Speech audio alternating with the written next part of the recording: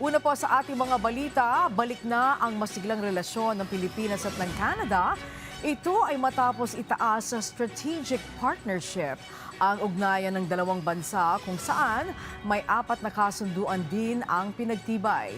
Ang mga yan sa sentro ng balita ni Kenneth Pasyente.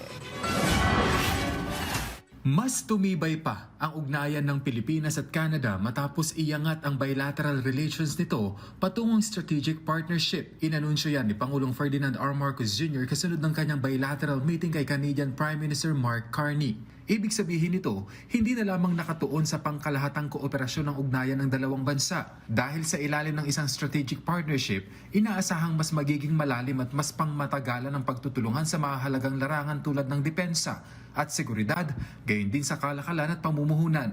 Kasunod nito, inatasan na anya ang foreign ministers ng dalawang bansa para balangkasin ang plan of action patungkol dito. We recognize that robust defense and security cooperation underpins the strong momentum of our relations. Recent milestones in this pillar underscore the shared commitment of our countries in ensuring that our peoples continue to live in peaceful and secure regions.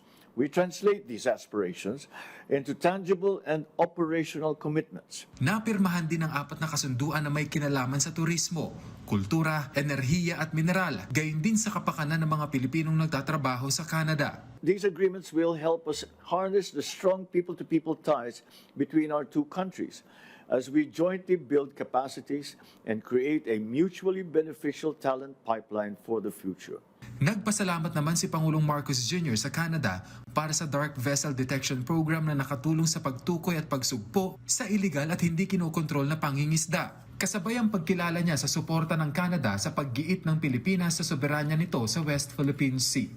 As the Philippines celebrates the 10th anniversary of the 2016 Arbitral Tribunal Award on the South China Sea, I thank Canada for its vocal and consistent support for a rules-based order in the South China Sea under the United Nations Convention on the Law of the Sea, or UNCLOS, and in upholding the arbitral award as final and legally binding.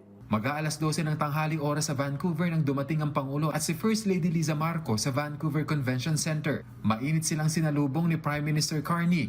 Sinundan niya ng tete-a-tete at bilateral meeting ng dalawang leader.